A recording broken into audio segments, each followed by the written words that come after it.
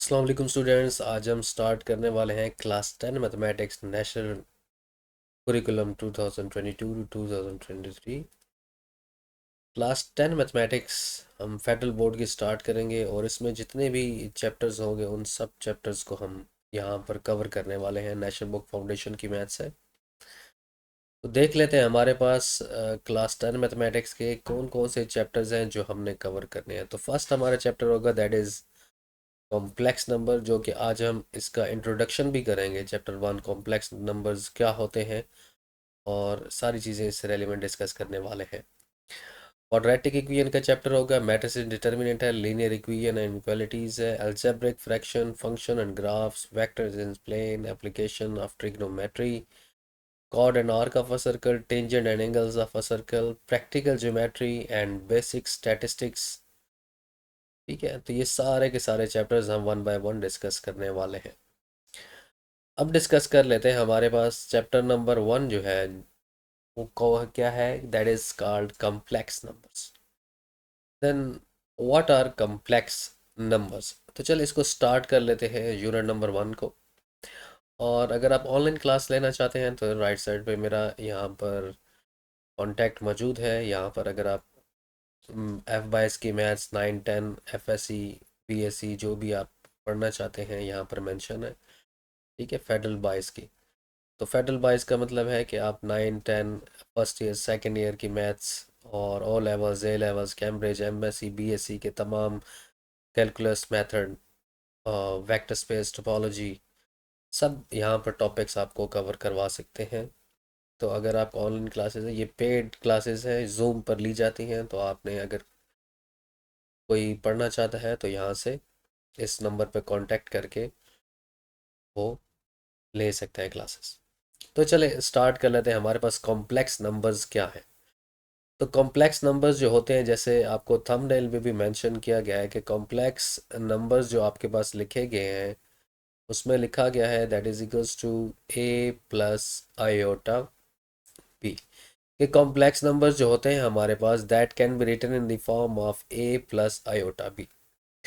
अब आपने क्लास 9 के अंदर एक कॉन्सेप्ट पढ़ रखा है रियल नंबर्स का। ठीक है, तो रियल नंबर्स का यहाँ पर आपको पता होना चाहिए कि व्हाट आर रियल नंबर्स।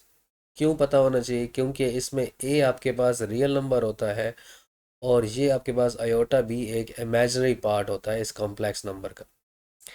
अब कॉम्प्लेक्स नंबर का ये जो ए पार्ट होगा इसको हम बोलेंगे रियल पार्ट।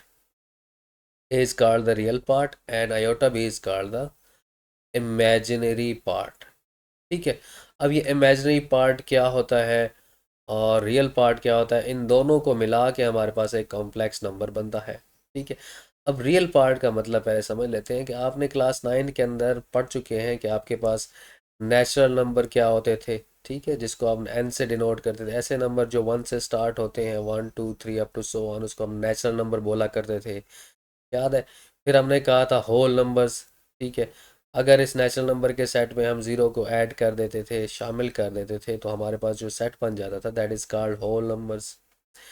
ठीक है, फिर आप सोचते थे कि इंटीजर्स भी होने चाहिए। इंटीजर्स में आपने क्या किया था, ज़ीरो के साथ साथ आपने पॉजिटिव नंबर भी और साथ साथ नेगेटिव नंबर्स भी शामिल कर दिए थे। ठीक है, पॉजिटिव नेगेटिव नंबर्स भी इसके अंदर शामिल आ गए थे, इसको हमने इंटीजर्स बोला था। हाँ, अगर आप इसमें से जेड पॉजिटिव की बात करेंगे तो जेड पॉजिटिव का सिंपल मतलब होगा 1 2 3 up to so on numbers. ठीक है, और जेड नेगेटिव का मतलब होगा, यहाँ नेगेटिव लिख रहा हूँ, माइनस का साइन है, तो यहाँ पर आपके पास -1 -2 -3 ये सारे नंबर्स नेगेटिव नंबर्स में होंगे। लेकिन ज़ीरो एक ऐसा नंबर होता है जो ना पॉजिटिव है ना नेगेटिव है। क्यों? क्योंकि हम जब यहाँ पर नंबर लाइन ड्रा करते थे बच्चे 9 क्लास में, तो हमने देखा था कि ज़ीरो सेंटर में था। ज़ीरो की राइट पे सारे पॉजिटिव है, ज़ीरो की सारी लेफ्ट पे नेगेटिव है, ऊपर पॉजिटिव है नीचे नेगेटिव है सारे। ज़ीरो सेंटर में है, ना वो पॉजिटिव है ना नेगेटिव है, तो इसको हम नॉन नेगेटिव इंटीजर बोला करते थे। ठीक है, अच्छा, इंटीजर्स के बाद हमने रैशनल नंबर पढ़ा था जिसको हमने क्यू का नाम दिया था। हमने कहा था ऐसे नंबर हमारे पास रैशनल नंबर होते हैं जो पी बाय क्यू की फॉर्म में लिखे जाते हैं, जो फ्रैक्शन फॉर्म में लिखे जाते हैं। और फिर हमने एक ऐसे नंबर पढ़े थे जिसको हमने इर्रेशनल नंबर बोला था। हमने कहा था कि जैसे स्क्वायर रूट 2 है, स्क्वायर रूट 3 है, square root of every prime number is irrational number, जिनको हम फ्रैक्शन फॉर्म में नहीं लिख सकते, और वो पॉइंट के बाद चलते जाते हैं, चलते जाते हैं, उनका कोई सीक्वेंस नहीं होती। ठीक है, पॉइंट के बाद ऐसे ही डिफरेंट डिफरेंट नंबर आते हैं। जो अगर आप स्क्वायर रूट 2 के बाद देखेंगे ना नंबर, स्क्वायर रूट 2 आप कैलकुलेटर में लेंगे तो आपके पास डिफरेंट डिफरेंट डिफरेंट नंबर्स आएंगे। ठीक है, देखिए आपके पास अब ये यहाँ पर मैंने लिखा है, कैलकुलेटर लिया है। कैलकुलेटर में मैं ज़रा स्क्वायर रूट 2 लिखता हूँ। राइट साइड पे यहाँ पर देखें क्या लिखा है, 1.414213। तो पॉइंट के बाद एक सेम नंबर नहीं चल रहा, मतलब ये इर्रेशनल है। ना फ्रैक्शन फॉर्म में लिखा जाता है, ना पॉइंट के बाद कोई रुकता है, ना पॉइंट के बाद कोई एक सीक्वेंस है। सीक्वेंस का मतलब क्या है, जैसे रैशनल नंबर होते हैं ना, जैसे 1/2 हम करते हैं। ठीक है, 1/2, तो इसका आंसर आपके पास क्या आता है, देखो 0.5 आया आंसर। यहाँ पर देख रहे हैं 0.5, तो पॉइंट के बाद रुक जाता है। और जैसे अगर मैं यहाँ पर लिखूँ 1/3, तो 1/3 का आंसर क्या आ रहा है, दैट इज़ 0.3333 चल रहा है। ये एक रैशनल नंबर है। तो पॉइंट के बाद जब नंबर चलता है सेम पैटर्न में, जैसे 2525 रिपीट हो सकते हैं, 375 होता है ना, वो इसको हम रैशनल नंबर बोला करते थे। जिसको आप पॉइंट के बाद जो रुक जाते थे आप उसको बोला करते थे, याद करें, टर्मिनेटिंग नंबर्स, टर्मिनेटिंग रैशनल। और पॉइंट के बाद जो सेम नंबर रिपीट होता था उसको हम क्या बोलते थे, that is called recurring rational number बोला करते थे। ठीक है, तो इर्रेशनल नंबर ऐसे नंबर होते हैं जिनको पॉइंट के बाद कोई रिपीट नहीं होता, कोई सीक्वेंस नहीं है। मतलब आप कहते हैं ना एक लड़के का या बच्चों का यार इर्रेशनल बिहेवियर, इरेशनल बिहेवियर ऐसा नंबर जिसका कोई तमीज़ ही नहीं है।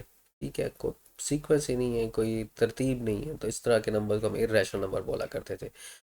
यहाँ तक तो बात हमने डिस्कस कर ली कि रियल नंबर्स आपके पास क्या हैं। तो रियल नंबर्स जो होते थे, याद करें, वो होते थे क्यू यूनियन क्यू प्राइम।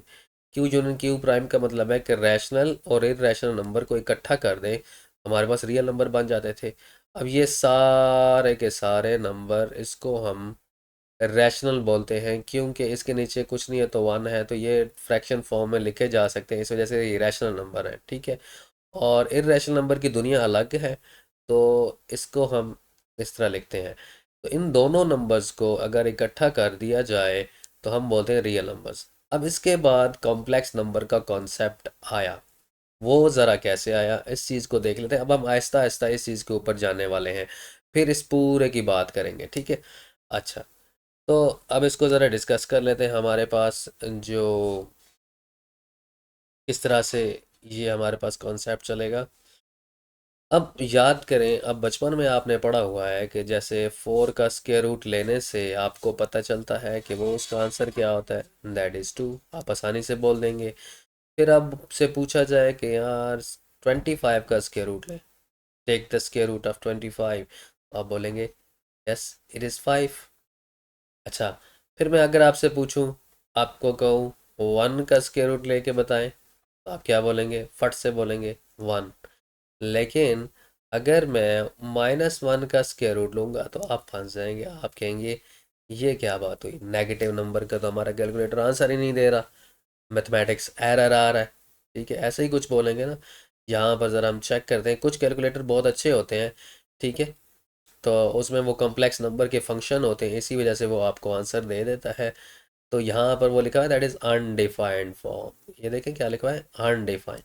जब मैंने -1 का या -2 का, फिर भी अनडिफाइंड दे रहा है। -2, नेगेटिव, अगर मैं इसका -14 लिखता हूँ, मतलब कोई भी नेगेटिव नंबर में मैं लिख रहा हूँ, तो जो मेरे पास आंसर आ रहा है वो अनडिफाइंड आ रहा है। यहाँ पर क्या आ रहा है, अनडिफाइंड। तो इसका आंसर मेरे पास नहीं था। तो मैथमेटिशियन ने सोचा कि अगर पॉजिटिव नंबर का स्क्वायर रूट पॉसिबल है, जिस जैसे हम नंबर्स ले रहे हैं, तो यार कोई ना कोई ऐसा नंबर तो होना चाहिए था जो नेगेटिव नंबर का भी स्क्वायर रूट देता। ठीक है, तो मैथमेटिशियंस ने क्या बात सोची फिर इससे इससे रेलिवेंट, उन्होंने कहा कि जो नेगेटिव नंबर होंगे, जैसे -2 है, तो उसका नाम उसने लिख दिया। चले मैं पहले इसकी बात कर लेते हैं, -1 वाले की। तो उन्होंने कहा कि ये जो नेगेटिव होता है ये अयोटा की ओर रिप्लेस कर देगा। नेगेटिव नंबर का जब स्क्वायर रूट ले देंगे वो अयोटा आ जाएगा, और 1 का जब स्क्वायर रूट लेंगे तो वो तो वन ही होता है। तो ये आयोटा वन कह लें या जस्ट आयोटा कह लें, बात एक ही है। अभी मैं आगे नेक्स्ट करता हूँ तो ज़्यादा आसानी आपके लिए होगी। जैसे -2 है, तो -2 में अगर मैं -1 को सेपरेट कर दूं और 2 साथ मल्टीप्लाई करवा दूं तो ये रेडिकल साइन दोनों के ऊपर आ जाएगा। अब क्या होगा, -1 का जब स्क्वायर रूट लिया जाता है, मतलब -1 का स्क्वायर रूट जो होता है वो उसको हमने आई कहा है। नेगेटिव नंबर का स्क्वायर रूट आई होता है, और 2 के ऊपर स्क्वायर रूट सेपरेट करें देंगे तो ये हो जाएगा √2। ठीक है, तो मतलब जहाँ नेगेटिव नंबर नज़र आया तो वहाँ आयोटा स्क्वायर आयोटा आ जाएगा। अच्छा, अगर मैं -3 की बात करूँगा तो अब मैं बार बार -1 साथ नहीं लिखूंगा, मैं लिखूंगा नेगेटिव आयोटा में चेंज हो गया और 3 के ऊपर स्क्वायर रूट आ गया। ठीक है, -4 है तो मैं क्या करूँगा, मैं लिखूँगा नेगेटिव जो था वो आयोटा में कन्वर्ट हो गया। इसको थोड़ा इरेज कर लेते हैं। नेगेटिव जो था आपके पास वो किस चीज़ में चेंज हो गया, that can be converted into iota, and 4 के ऊपर स्क्वायर रूट आ जाएगा। अच्छा, आयोटा आपके पास एज इट इज़ आ जाएगा और 4 का स्क्वायर रूट आपके पास 2 होगा। ठीक है, तो यहाँ पर आयोटा 2 लिख लें या 2 आयोटा लिख लें, बात एक ही है। यहाँ से हमें क्या बात समझ आई कि हमारे पास एक इमेजिनरी नंबर जिसको हमने खुद से इमेजिन किया कि बाकी सारा तो सेम है। जैसे 4 का स्क्वायर रूट होता है 2 होता है। ठीक है, 16 का स्क्वायर रूट 4 होता है। तो बाकी सारी चीज़ें तो सेम चल रही हैं, लेकिन जब नेगेटिव बीच में आता है तो उस नेगेटिव की जगह हमने आयोटा इमेजिन कर दिया। इसका नाम क्या है, आयोटा। I for iota. ठीक है, तो बस आपने ये समझ लिया कि नेगेटिव को हम जब भी स्क्वायर रूट में लिखेंगे तो वो आयोटा में कन्वर्ट हो जाएगा, और साथ जो नंबर होगा उसका स्क्वायर रूट वैसे ही लेंगे जैसे सिंपल नंबर्स का लेते हैं। मतलब 4 का स्क्वायर रूट 2 है तो 2 आ गया, 16 का स्क्वायर रूट 4 है तो 4 आ गया, और नेगेटिव जैसे आयोटा में कन्वर्ट होता जा रहा है। तो ये एक इमेजिन हमने किया। अब कॉम्प्लेक्स नंबर जो थे आपके पास, उसमें आपके पास जो कॉम्प्लेक्स नंबर लिखे जा रहे थे वो कैसे थे, ज़रा याद करें। कॉम्प्लेक्स नंबर्स, कॉम्प्लेक्स नंबर्स हमारे पास कैसे थे, that is equals to a plus iota b। मतलब अगर मैं लिखूं 2 प्लस आयोटा 3, मतलब 2 एक रियल पार्ट है और 3 एक इमेजिनरी पार्ट है जिसके अंदर आई आ रहा है। इन दोनों को जब हम मिलाते हैं तो हमारे पास एक कॉम्प्लेक्स नंबर बनता है।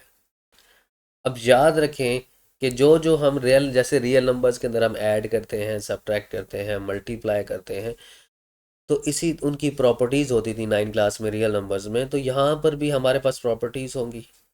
ठीक है, कॉम्प्लेक्स नंबर को कैसे ऐड करेंगे, कैसे सब्ट्रैक्ट करेंगे, कैसे डिवाइड करेंगे, तो इनका भी एक प्रॉपर मेथड। ठीक है, तो वो भी हम आगे जैसे जैसे आगे चलते जाएंगे, हम एक्सरसाइजेस को डिस्कस करते जाएंगे तो आपको आसानी से चीज़ें समझ आना स्टार्ट हो जाएंगी। ठीक है, अच्छा, यहाँ तक तो बात होगी ये। अब कुछ चीज़ें एक मैं आपके इंफॉर्मेशन में एमसीक्यूज से रेलिवेंट देना चाहता हूँ कि अगर आपसे कोई पूछे कि अगर मैं आपसे ये पूछूं कि यार मुझे बताएं कि क्या ये एक रियल नंबर है, 2 एक रियल नंबर है, हाँ तो आप कहेंगे yes it is a real number. अगर मैं आपसे पूछूं क्या 2 एक कॉम्प्लेक्स नंबर है, क्या 3 एक कॉम्प्लेक्स नंबर है, क्या 4 एक कॉम्प्लेक्स नंबर है, आप कहेंगे यार कॉम्प्लेक्स नंबर तो जो होता है ये तो a प्लस आयोटा बी की फॉर्म में होता है। आप कहेंगे इसमें तो आयोटा बी है ही नहीं। तो ये बात जहन में रखें कि जो भी रियल नंबर है अगर उसके अंदर मैं ज़ीरो आयोटा ऐड कर दूं तो वो 2 के इक्वल ही होगा। ठीक है, क्योंकि ज़ीरो के अंदर तो जो मर्जी ऐड कर दें तो वो ज़ीरो ही होता है। 0 मल्टीप्लाई बाई आयोटा 0, और 0 प्लस 2 2 हो जाए। तो यहाँ पर एक बात जहन में हमने बिठा ली कि एक रियल नंबर जो भी लिखा हुआ है, जैसे 3 है तो 3 प्लस 0 आयोटा हो जाएगा, 4 है तो 4 प्लस 0 आयोटा हो जाएगा। तो कोई भी रियल नंबर है उस रियल नंबर को हम a प्लस आयोटा b की फॉर्म में लिख सकते हैं। If imaginary part is 0 then only real part is left. एक ही रियल पार्ट आपके पास रह जाएगा जिसमें इमेजिनरी पार्ट 0 हो जाएगा। तो यहाँ से हमने एक स्टेटमेंट कंक्लूड किए है, every real number is a every real number is a complex number is a complex number. That is very simple. Note कि हर रियल नंबर जो होता है that is a complex number. Her real number को हम complex number बोलते हैं। अच्छा, अब मैं अगर आपसे पूछूं क्या ये एक कॉम्प्लेक्स नंबर है, क्या ये कॉम्प्लेक्स नंबर है, फिर वही बात है, क्वेश्चन वही है कि क्या ये ए प्लस बी आयोटा की फॉर्म में है। आप कहेंगे इसके अंदर तो रियल नंबर है ही नहीं, ए तो है ही नहीं। तो ए है लेकिन वो किस तरह की फॉर्म में है, that is equals to zero plus two iota. That is equals to zero plus two iota which is equals to two iota. तो ये एक कॉम्प्लेक्स नंबर की फॉर्म में लिख लिया हमने, but our real part is zero. Our real part is zero. कि जब हमारा रियल पार्ट ज़ीरो हो गया तो हम कहेंगे कि वो कॉम्प्लेक्स नंबर तो है ही है। लेकिन अगर एक कॉम्प्लेक्स नंबर में रियल पार्ट ज़ीरो हो जाए तो हम उस नंबर को बोलते हैं प्योर इमेजिनरी नंबर। क्या बोलते हैं? Pure imaginary number. तो यहाँ से आपने एक बात सीख ली कि अगर रियल पार्ट ज़ीरो हो जाए, ठीक है, तो हमारे पास जो नंबर बनता है उसको हम कम्प्लेक्स तो बोलते ही बोलते हैं, लेकिन उसका एक स्पेशल नेम भी होता है that is called pure imaginary number. और अगर इमेजिनरी पार्ट ज़ीरो हो जाए तो आपने उसको खाली रियल नहीं बोलना, बल्कि आप ये भी कह सकते हैं कि वो एक कॉम्प्लेक्स नंबर भी होता है। ठीक है, तो यहाँ से हम एक कंक्लूड की तरफ जाते हैं कि हमने क्या सीख लिया। हमने ये सीख लिया कि रियल नंबर्स हमारे पास क्यू यूनियन क्यू प्राइम हुआ करते थे। फिर थोड़ा सोचा गया तो हमारे पास कॉम्प्लेक्स नंबर का सिस्टम बना, कॉम्प्लेक्स नंबर के सेट बने। तो कॉम्प्लेक्स नंबर के सेट में हमने ये देखा कि real plus imaginary part equals to complex number. तो जैसे नेचुरल नंबर हमारे पास 0 1 2 3 होते थे, सॉरी 1 2 3 4 5 होते थे। तो आप ज़रा ऊपर जाके ऑब्ज़र्व करें कि अगर ये देखें सारे के सारे नेचुरल नंबर होल नंबर में मौजूद हैं, होल नंबर सारे के सारे जेड में मौजूद हैं। ठीक है, अगर मैं क्यों रैशनल की बात करूँगा तो ये सारे रैशनल हैं। ठीक है, रैशनल है, रैशनल है, क्यों फ्रैक्शन फॉर्म में कन्वर्ट हो रहे हैं। ठीक है, तो ये सारे के सारे नंबर हर पिछला सेट दूसरे सेट में कंटेन कर रहा है। ठीक है, ऐसे। तो अगर मैं यहाँ पर ये कहूँ कि आपके पास नेचुरल नंबर होल नंबर में मौजूद है, होल नंबर्स आपके पास इंटीजर्स में मौजूद है, इंटीजर्स आपके पास रैशनल सेट के में मौजूद है। बड़ा सर्कल होता जा रहा है, सॉरी ये प्राइम नहीं आएगा यहाँ पर। ठीक है, that is not a prime. ये प्राइम आप यहाँ से ख़त्म कर देंगे तो आप इसको लिखेंगे क्यू। और क्यू प्राइम की तो दुनिया ही अलग है। ठीक है, वो बेचारा साइड पे है, उसके साथ इसके साथ कोई लिंक नहीं है रियल नंबर्स के साथ। तो आपने एक चीज़ देखी कि ये सारे के सारे जो बने that is called real numbers. और यहाँ जो मैं आप बताना चाह रहा हूँ वो ये है कि रियल नंबर से भी बड़ा एक सेट होता है जिसके अंदर आप बात करते हैं आयोटा वाले नंबर्स को भी। ठीक है, जिसका इमेजिनरी पार्ट होता है जिसको आप बोलते हैं कॉम्प्लेक्स, सी से आप डिनोट करते हैं। तो यहाँ से हमने सीख लिया कि कॉम्प्लेक्स नंबर के अंदर हमारे पास ये सारे के सारे रियल नंबर भी हो गए और बीच में एक इमेजिनरी पार्ट भी आ गया। तो रियल कॉम्प्लेक्स नंबर सबसे बड़ा सर्कल है जिसके अंदर सारे के सारे रियल नंबर भी आ जाते हैं। आई थिंक मैं आपको कुछ बातें समझा पाया हूँ। अच्छा, मैं थोड़ी सी और चीज़ें भी बताना चाहता हूँ आपको। आपने एक चीज़ यहाँ से पढ़ी कि -1 का जो स्क्वायर रूट होता है तो वो अयोटा के इक्वल होता है। ठीक है, अब ये जो बात मैं बताने लगा हूँ ये आपको एक्सरसाइज में जब क्वेश्चंस आएंगे तो उसमें हेल्प करेगा सॉल्व करने के अंदर, सिंप्लीफाई करने में। ठीक है, अब -1 का जो स्क्वायर रूट आपने लिखा एटा। अब अच्छा, मैं दोनों तरफ से जब स्क्वायर लेता हूँ मैं लिखता हूँ -1। अब हमने क्या किया, इधर से भी स्क्वायर ले लिया। ठीक है, और हमने लिखा आयोटा, और हम क्या कर रहे हैं, इधर से भी हम स्क्वायर ले रहे हैं। अब होगा क्या, ये स्क्वायर इस स्क्वायर के साथ कैंसिल हो जाएगा, तो बचेगा क्या, -1 इक्वल्स टू आयोटा स्क्वायर। तो यहाँ से हमने एक चीज़ सीख ली कि आयोटा स्क्वायर की जो वैल्यू होती है which is equals to -1, which is equals to -1। अच्छा, अब मैं अगर दोबारा स्क्वायर लेता हूँ तो मैं क्या लिखूँगा, आयोटा स्क्वायर होल स्क्वायर, और यहाँ से -1 के ऊपर भी हम स्क्वायर लिख लेंगे। अच्छा, -1 का स्क्वायर लेने से वो 1 हो जाएगा, ठीक है। और 2 को 2 से मल्टीप्लाई करेंगे तो वो आयोटा पावर 4 होगा। देखो 2 को 2 से क्यों मल्टीप्लाई किया, आपने प्रॉपर्टी क्लास 9 में पढ़ रखी है, ए पावर एम होल एन, तो ये एन जो होती है वो पावर से मल्टीप्लाई हो जाती है, तो हम इसको एम एन लिख लेते हैं।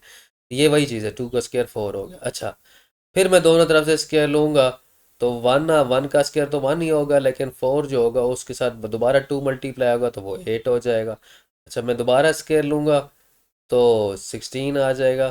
फिर मैं दोबारा स्क्वायर लूँगा तो वो आयोटा की पावर 32 आ जाएगा। तो यहाँ से हमने एक पैटर्न देखा कि एक तो हमने याद रखना है जो हमने आगे यूज़ होगा, आयोटा स्क्वायर की वैल्यू -1 होती है। और एक चीज़ यहाँ से हमें एक चीज़ देखने को मिल रही है, क्या देखने को मिल रही है, कि जब भी आयोटा की पावर 4 के टेबल में आ रही है, when the power of iota is the multiple of 4, कि 4 1 जा 4 होता है, तो हमारा आंसर 1 के इक्वल होगा। आयोटा की पावर 8 है, 8 4 के टेबल में आई है तो वो 1 के इक्वल होगा। 16 है, 4 के टेबल में आता है तो 1 के इक्वल होगा। 32 आयोट 32 आपके पास 4 के टेबल में है तो 1 आएगा। मैं कहना क्या चाह रहा हूँ कि आगे ऐसे क्वेश्चंस हमें सिंप्लीफाई या सॉल्व करने को मिलेंगे, जिसमें हम कहेंगे हमें डिफरेंट डिफरेंट पावर दी करेंगे। 33, अब 33 आपके पास 4 के टेबल में तो नहीं आता, तो फिर हम इसको कैसे सिंप्लीफाइड फॉर्म में कन्वर्ट किया करेंगे। अगर मैं यहाँ पर लिखता, मैं लिखता हूँ 28, तो इसकी जगह मैं सिंपल 1 लिख सकता हूँ, ठीक है, क्योंकि 4 के टेबल में पावर आ रही है तो विच इज इक्वल्स टू 1, क्योंकि वो एक पैटर्न चल रहा है, that is the pattern of 4 power का, ठीक है। तो इस तरह के क्वेश्चंस को हम कैसे सिंप्लीफाई करेंगे वो हम आने वाले लेक्चर्स में देखेंगे। तो यहाँ से अब मैं लेक्चर को कंक्लूड करता हूँ कि हम आगे जाकर, यहाँ तक मैंने आपको कॉम्प्लेक्स नंबर का काफ़ी कुछ बताया है, ठीक है, इमेजिनरी नंबर का बताया है। आपकी बुक में ये सारी बातें यहाँ पर जो लिखी गई हैं, सर्कल्स आपको नज़र आ रही हैं, हमने डिस्कस किए हैं। तो हम आगे एक्सरसाइज को डिस्कस करेंगे, एक्सरसाइज 1.1 को डिस्कस करेंगे, और हम देखेंगे कि एक्सरसाइज 1.1 में हमारे पास जो फर्स्ट क्वेश्चन लिखा गया है, that is simplify and express in the form of iota by simplify, तो ये कैसे करेंगे हम आने वाले लेक्चर्स में इसको डिस्कस करेंगे। तो यहाँ तक अगर आपको कोई क्वेश्चन में मसला हो, जो एक्सप्लेनेशन में कोई इशू हो, तो आप कमेंट करके पूछ सकते हैं। और अगर आपको समझ आया हो तो आप इस वीडियो को लाइक करें, शेयर करें दूसरों के साथ, और इसको एक्सपैंड करते जाएं ताकि लोगों की भी, बच्चों की भी हेल्प हो एग्ज़ाम में। और इंशाल्लाह हम स्टेप बाय स्टेप पूरी बुक को ऐसे ही सारे चैप्टर्स जैसे मैंने अब बताए हैं ऐसे ही एक्सप्लेन हम करते जाएंगे, ठीक है। Thank you for watching. अल्लाह हाफिज़।